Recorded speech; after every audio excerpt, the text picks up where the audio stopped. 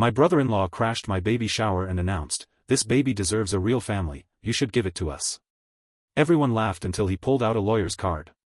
My husband's next words made him instantly regret everything. I never thought my baby shower would turn into a battleground, until my own brother-in-law walked in and turned the room upside down. I was sitting there, heart pounding, trying to enjoy a day that was meant to celebrate our little one's arrival, when the unthinkable happened. Let me start from the beginning. I had been planning this shower for months.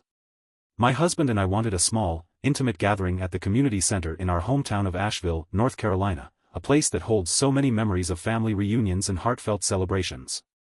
I'd picked the venue because it was familiar, warm, and welcoming. I wanted our baby shower to reflect the simple yet joyful life we lead. The invitations were sent out, the decorations were lovingly arranged, and the food was set up by some of our closest friends. I was surrounded by people who truly cared about us. Everyone was excited, laughing and sharing stories about what the future might hold for our little one. There was a cozy feeling in the air, like a gentle promise of new beginnings. Then, just as I was about to cut the cake, the door swung open. In strode my brother-in-law, Darren, a man who had never quite fit in with the family. Darren had always been loud, boastful, and a little too sure of himself. I had learned to expect the unexpected from him, but nothing could have prepared me for what happened next. Without any preamble, Darren made a grand announcement. "This baby deserves a real family, you should give it to us," he declared in a booming voice that echoed off the walls. I felt like the room froze. I could see the shock on everyone's faces. At first, people chuckled, thinking he was just being his usual over-the-top self. But then, he reached into his jacket pocket and pulled out a business card that read, "Law Office of Darren Marks." I stood there, completely dumbfounded.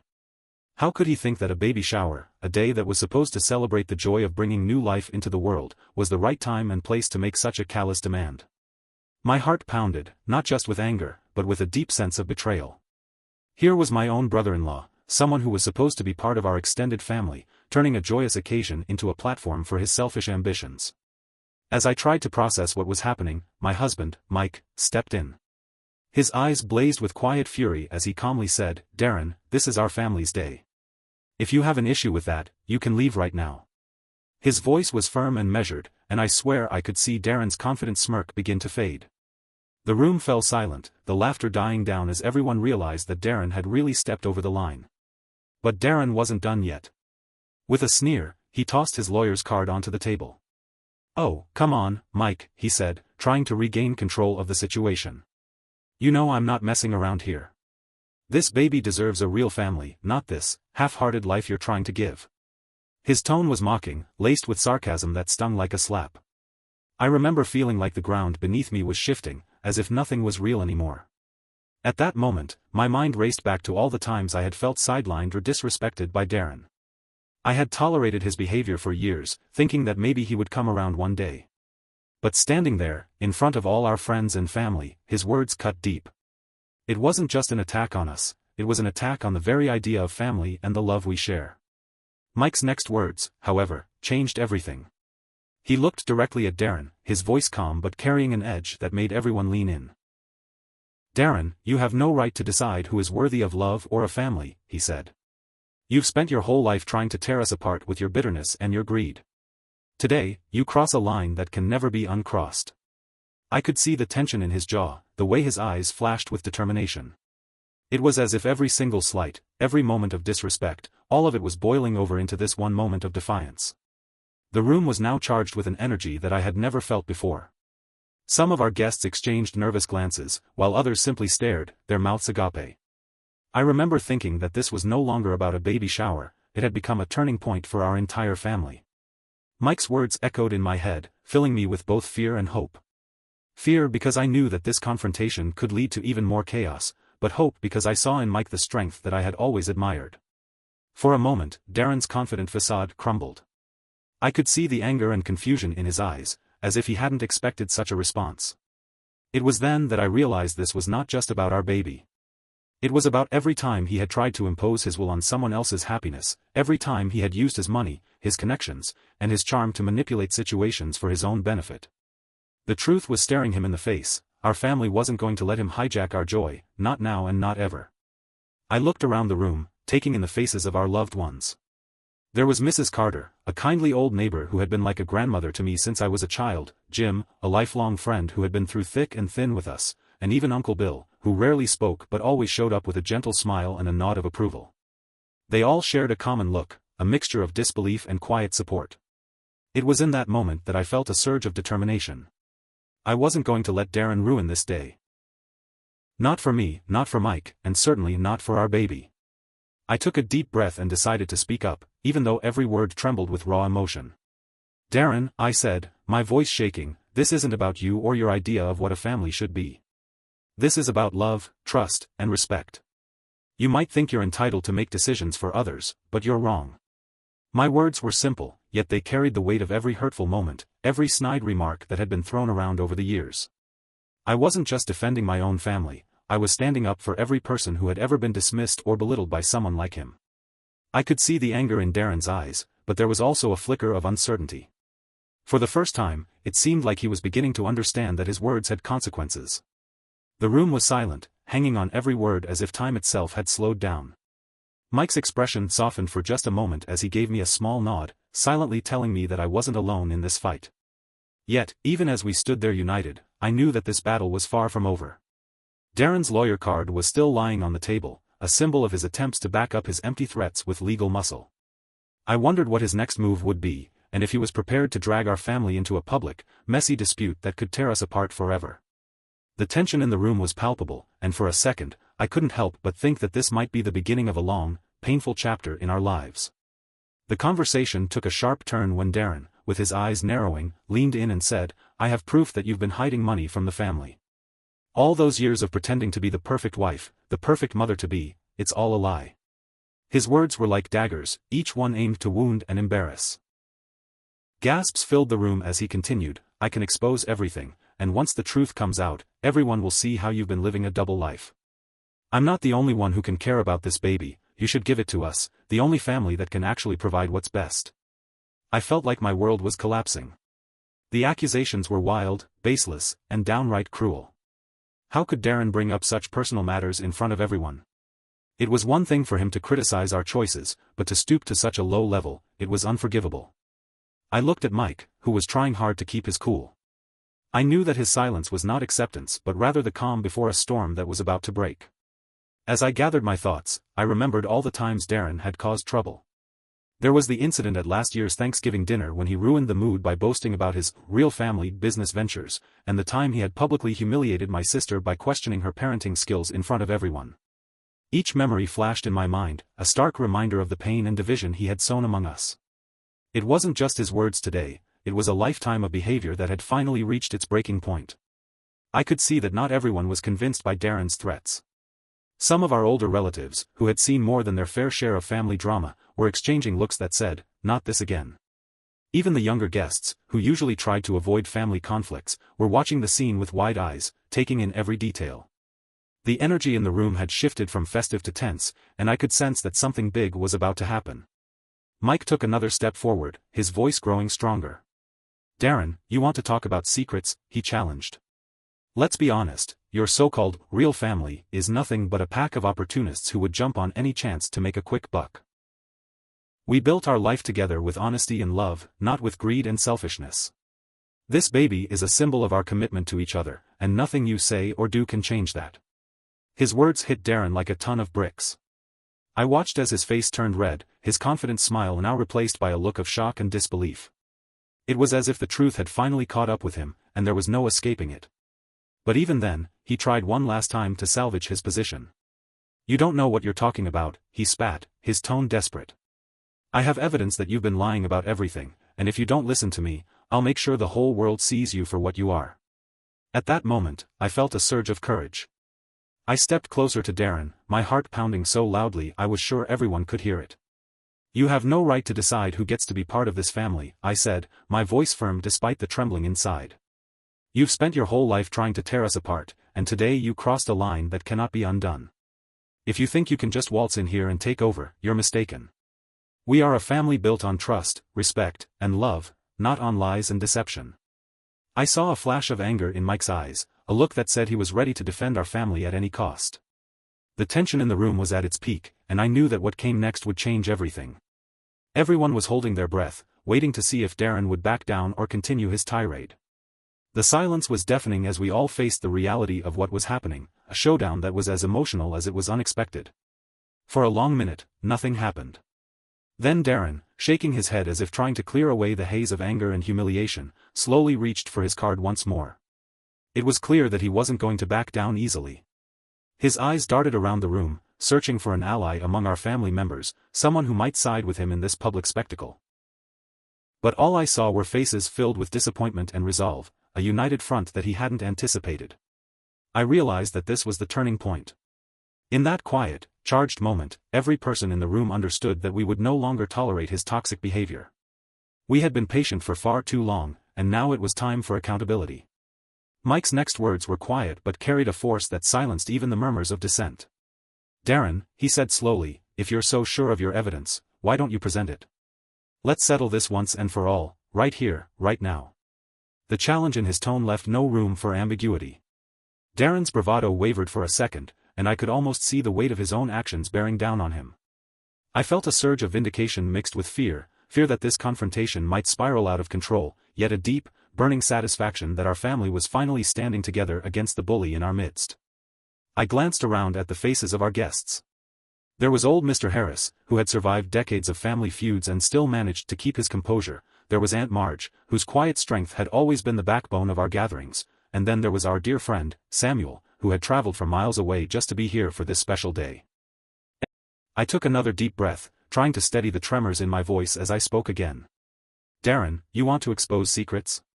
"Fine," I said, trying to keep my tone even, "but know this, if you go through with your plan, you will only show the world that you are desperate for attention and validation. You will not win our trust or our respect. This is our family, and nothing you do will change that." My words were simple, direct, and honest, a reflection of everything I believed in. In that moment, as I looked at the faces of the people I loved, I knew that our fight wasn't just about today's chaos.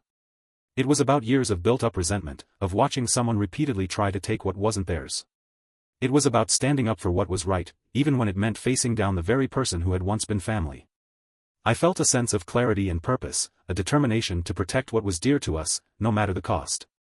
The room remained tense, every second stretching into an eternity. I could feel the weight of every unspoken accusation, every past slight, hanging in the air. Darren's eyes, now filled with a mix of anger and despair, met mine briefly, as if he were searching for any sign of weakness. But I saw none, only the fierce, unyielding spirit of a family that had finally had enough. I knew that this confrontation was far from over, and that the next moments could change everything. The story was still unfolding, with secrets and revelations hanging on the edge of a knife. Darren's next move was uncertain, and our family's future hung in the balance. All I knew was that we had reached a point of no return. Our day of celebration had been hijacked by one man's selfishness, but in his downfall, we found the strength to stand united. I couldn't yet tell how this battle would end, but I was sure of one thing: we would not let him destroy what we had built together. As the tension simmered in that room at the Asheville Community Center, I realized that this was just the beginning of a much larger fight. A fight for our family's dignity, for our right to celebrate life and love without interference from those who seek to control it. And as I stood there, surrounded by the people who meant the world to me, I silently vowed that no matter what happened next, we would emerge stronger, united by the unbreakable bonds of trust and respect. I paused for a moment, catching my breath as I looked over at Mike. His steady gaze said it all: he was ready for whatever came next. And so was I. The confrontation had reached a fever pitch, but deep inside, I knew that the true battle was not just about this one day, it was about every moment that led up to it, every instance where we had been forced to choose between standing up for ourselves or remaining silent. In that instant, I promised myself that I would never let anyone, not even a family member, rob us of our joy. The air in the room seemed to pulse with anticipation, each second laden with the possibility of either resolution or further conflict. Darren's lawyer card lay on the table like a dark symbol of his attempts to twist the situation in his favor. I could sense that he was preparing to make one final, desperate move, a move that could either break us apart or, ironically, bring us closer together as we fought against his relentless attempts to undermine our happiness. Even as the room remained locked in a tense standoff, my mind raced with thoughts of what might come next. I remembered the many times Darren had tried to manipulate us with his charm and cunning, the many times he had claimed to know what was best for everyone. But today, his usual bravado was replaced by uncertainty. And that uncertainty, that vulnerability, was our chance to reclaim the narrative, to take back control of our lives from someone who had long forgotten what it meant to be part of a real family. I could see that many of our guests were exchanging quiet words of encouragement, nodding subtly as if to say, "We're with you." It was as if the very soul of the room had shifted, as though the simple, honest celebration of new life had ignited something powerful within us all, a collective determination to stand up for what was right, to protect the love and integrity that bound us together. And so, with the sound of silence hanging heavily between us, I took one more step forward. My voice, though steady, carried all the raw emotion of the moment as I declared, "We have nothing to hide, Darren. Every secret, every part of our story, is a testament to the love and struggles we have faced as a family. You may think you have all the power here, but power comes from truth and unity. And today, you are alone." There was a moment of stillness, as if the entire room was holding its breath, waiting to see if Darren would dare to challenge our resolve any further. His eyes flickered with a mixture of anger, shame, and perhaps even a hint of regret. I could almost believe that, deep down, he knew that he had finally lost the war for our family's soul. Even now, as I recount this part of the story, I am filled with a mix of emotions, relief that we stood our ground, and a lingering sadness for the pain and division that had brought us to this point. Our family had been torn apart by Darren's incessant need to control and dominate, but in that moment, as we all stood united in defense of our love and our future, we began the long journey of healing. What happened next remains to be seen, and even as I write this, the tension in the room is still palpable. The next move could either seal Darren's fate or open up even deeper wounds that might take years to mend. But one thing is clear, we will not let anyone, not even someone who calls themselves family, destroy what we have fought so hard to build. I leave you with this cliffhanger, not because the day ended in complete chaos, but because sometimes, the most dramatic moments in life are the ones that force you to confront the truth about who you are and what you stand for. Our baby shower turned into a battlefield of raw emotions, old grudges, and the unyielding strength of a family determined to protect its own. And while the final chapter of this story has not yet been written, one thing remains certain: the fight for our family's honor and dignity is only just beginning. Stay tuned for what happens next, because in every moment of darkness, there is a spark of hope that shines brighter than any challenge thrown our way. And trust me, you do not want to miss how this all unfolds. The silence in the room was thick, heavy. Everyone was staring at Darren, waiting to see if he'd take his lawyer card and walk out, or if he had something even more ridiculous up his sleeve. I wanted to believe he'd finally realized he lost, that he'd just leave, but something in his expression told me he wasn't done. Then, in a slow, deliberate motion, Darren picked up the card, held it between his fingers, and smiled. But it wasn't the smile of a man who had been put in his place. It was the smile of someone who still had a trick left to play. My stomach turned. "You think you've won," he said, shaking his head. "You really think this is over?" Mike's fists clenched at his sides, but he kept his voice steady. "Yeah, I do. Now get out." Darren exhaled sharply, looking around the room, and then, with the kind of arrogance only he could pull off, he said something that changed everything. "Oh, I'm going," he sneered. "But before I do, maybe you should tell everyone the truth about your little business deal, Mike." "Or should I?" Mike's face darkened. A wave of murmurs spread through the room. I looked at my husband, searching his face for an answer. What deal? What was Darren talking about? Mike didn't break eye contact with Darren, but his jaw was clenched so tight I thought he might snap a tooth. "What deal?" I finally asked, my voice quiet but sharp. Darren chuckled, shaking his head. "Wow. You really don't know, do you?" He turned back to me, his eyes filled with something that made my stomach churn. "Pity. Your loving husband here made a little arrangement. A few months ago. You know, before you got pregnant." I glanced at Mike again. His breathing had changed, his entire body tense, like a man bracing for impact. "Mike?" I asked, my voice barely above a whisper. "I was going to tell you," Mike said quickly, but that only made my heart pound harder. Darren smirked. Of course, he was. Just like he was going to tell you about the contract he signed with me. My breath caught in my throat. Contract? What contract? The room, which had already been frozen in shock, felt even smaller, the walls closing in. Every single person was watching now, the baby shower long forgotten. "I didn't sign anything," Mike snapped, finally turning to me, his eyes desperate.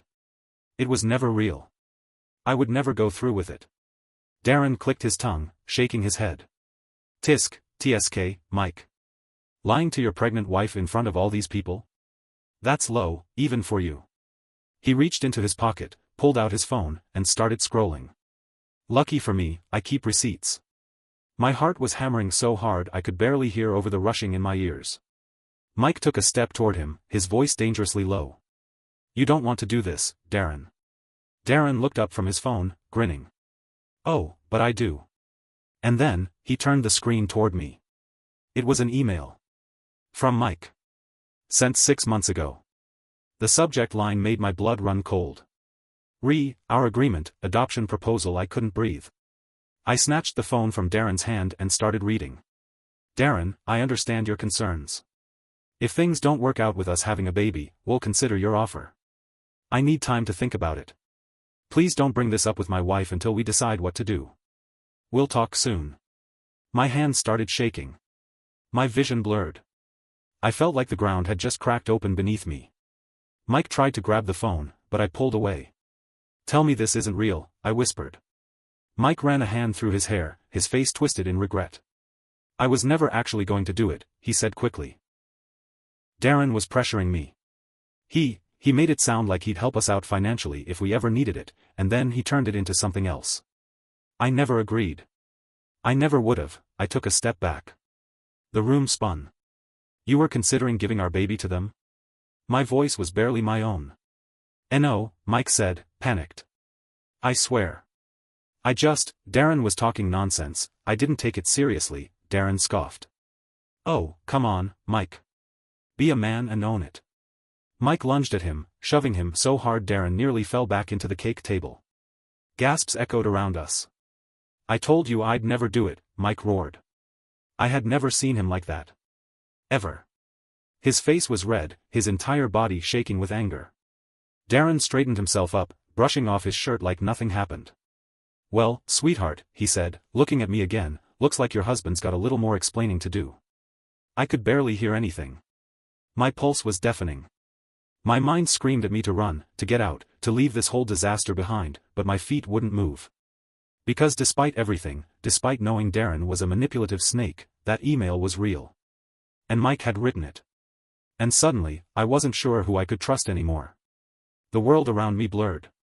The baby shower decorations, the half-eaten cake, the guests frozen in shock, it all felt distant, like I wasn't really standing there, reading that email.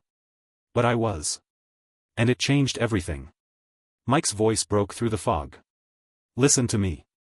Please. You never meant for me to find out? I snapped, shoving the phone into his chest. My hands were shaking so badly I could barely breathe. Because you sure as hell meant to consider it. His face twisted in pain. I swear to you, it was never real. Darren, he cornered me one night. He made it sound like a joke at first, but then he started saying things about how we weren't ready to be parents. About how they would be better for the baby. Mike's hands were out, like he could physically hold on to this conversation before it spiraled further. I told him no. But he kept pressing. He sent contracts, Darren laughed, slow and mocking. Oh, Mikey, don't play the victim now. He turned to the crowd. He didn't just consider it. He set up meetings. My stomach lurched. I looked at Mike. Tell me he's lying. Mike flinched. I felt the room shift. The guests weren't just shocked anymore. They were watching. Judging. Waiting. I was waiting too. Mike squeezed his eyes shut. I met with a lawyer. Once. A cold wave of nausea hit me. I stumbled back, gripping a chair to stay upright. You met with a lawyer? My voice barely made it out. It was before you got pregnant, he rushed out. I was panicking. I didn't know if we were ready, so you explored options to give our child away? No. No, it wasn't like that. Darren he was in my head, he made it seem like we wouldn't have to worry about anything, that he and his wife would just take care of everything if we ever changed our minds. I wanted to scream. I wanted to grab Darren's smug face and shove him straight into the baby shower cake. Instead, I just stood there, gripping the chair like it was the only thing keeping me from collapsing. Then I noticed something. Darren wasn't smirking anymore. He was watching. Like he was waiting for something. That's when I knew there was more. Why are you really doing this, Darren? My voice was sharp, cutting through the whispers around us. Because I don't believe for a second that you actually want this baby. You don't care about me. You don't care about Mike. What the hell is really going on? Darren's eyes flickered. Just for a second. And that's when I knew. This wasn't about me. This wasn't even about Mike. This was about something bigger. Something uglier. And I was about to find out what. The real reason Darren wants my baby. Darren's lips pressed into a thin line. His hands slid into his pockets. Since you're so curious, he said slowly, maybe your husband should be the one to tell you why I really wanted this kid. I looked at Mike, my heart pounding. What is he talking about? Mike's face was pale now. Completely drained of color. His hands were clenched into fists at his sides, like he was physically trying to keep something in. Mike, I whispered, what is he talking about? Mike turned to Darren. Don't. Darren grinned. Oh, you really don't want me to say it, huh? He tilted his head. Well, too bad. And then he said something that shattered my entire reality. That baby isn't even Mike's. The room exploded. Gasps. Murmurs. People shifting in their seats, wide-eyed, exchanging looks of pure shock. My body locked up. What the hell are you talking about? My voice came out strangled.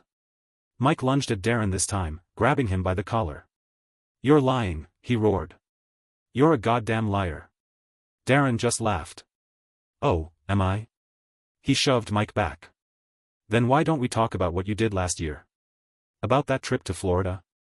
The air was sucked out of the room. Trip to Florida? I stared at Mike. What is he talking about? Mike was shaking. His face wasn't just pale now, it was sheer terror. And I knew. I knew he had been hiding something bigger than I ever imagined. Mike, I said slowly, carefully, did you cheat on me? No, his voice was hoarse. I swear to you, I didn't. Darren snorted. Oh, he didn't. He turned to me, eyes glinting like he'd just won the biggest game of his life. But you did.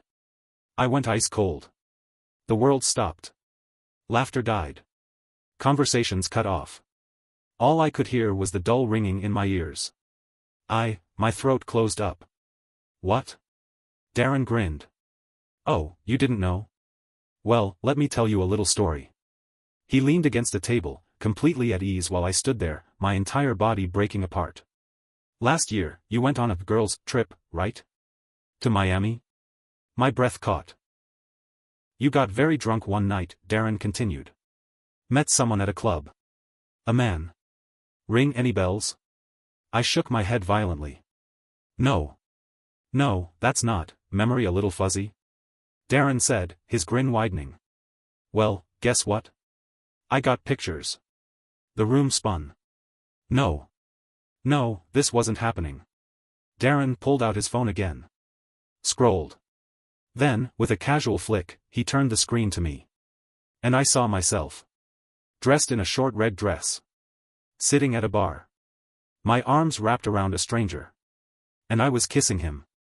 The breath left my lungs in one sharp, painful gasp.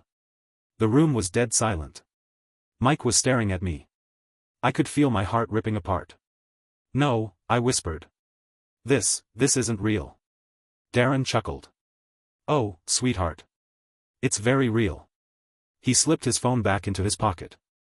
Which means, so is my claim. The walls closed in.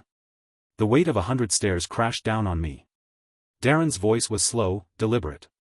That baby? It isn't Mike's. He tilted his head. And legally? That means it could be mine. And just like that, everything shattered. The whole room was frozen. My heart pounded so hard I thought I might pass out. The walls felt like they were closing in, like the air had been sucked out of the room. And then I saw it, Darren's smirk. The smug satisfaction of a man who thought he'd won. Who thought he had completely destroyed me. Something inside me snapped. I took a deep, shaky breath and wiped the tears from my face. Then I straightened my back, lifted my chin, and looked Darren dead in the eye. You really think this makes you look good? I said, my voice sharper than I expected. You really think dropping this bombshell at a baby shower makes you the hero? Darren blinked. I took a step closer. Even if this were true, which it's not, you think you could take my baby? You think any judge, any court, any person in their right mind would side with you? I let out a cold laugh. You, a man who just barged into a family event to throw around accusations and threats like a deranged lunatic? Murmurs rippled through the crowd. People started nodding, whispering, and Darren's confidence faltered. I turned to Mike, who was still in shock, still pale. And you, I said, my voice steady. You didn't trust me enough to tell me about that email? That meeting? Instead, you let Darren walk in here and blindside me? Mike swallowed hard. No, I cut him off, my eyes burning. We'll deal with this later. Right now, I have unfinished business. I turned back to Darren, who was shifting on his feet now. His cocky smile had faded. You know, I said, crossing my arms, it's funny you mention legal rights, Darren. Because I did a little research myself. I pulled my phone from my pocket and tapped a few buttons. You see, my friend Claire? She's a lawyer. A real one. Not some shady guy you probably bribed to print out a fake contract. I lifted my phone for everyone to hear and hit play. A voice rang out. According to state law, unless the biological father takes a paternity test and files for parental rights before the baby is born, he has no claim. And even then, if the mother is married, the husband is automatically listed as the father unless he contests it. I smiled sweetly. Whoops. Guess you should have done your homework, Darren. The color drained from his face. The guests started whispering louder. Some laughed. A few even clapped. And, I continued, twisting the knife, since you've just admitted to trying to coerce my husband into an illegal adoption agreement, you might want to get yourself a real lawyer, because I will be pressing charges. Darren's mouth opened, then closed. He looked around, realizing everyone was staring at him like he was dirt under their shoe. He started. No, I snapped. You're done. I grabbed his lawyer's card off the table, ripped it in half, and tossed it at his feet. Now get out of my baby shower before I have security drag you out. Darren's eyes darted around. He saw the way people were looking at him, disgusted, disappointed, angry. Even his own wife, who had been silent this whole time, was backing away like she wanted nothing to do with him. He clenched his jaw, turned, and stormed out. The second the door slammed shut, the whole room erupted in cheers. I let out a shaky breath. My hands were still trembling, but I had won. I had destroyed him. Mike stepped forward, looking wrecked. I held up a hand. Not now. He shut his mouth. I looked around at my friends and family, at the people who truly loved and supported me. And I smiled. Now, I said, clapping my hands, who wants cake? Laughter rippled through the crowd, and just like that, the baby shower was back on. Darren had tried to ruin my day. He had tried to take my baby. But all he did was dig his own grave. And I had just buried him in it.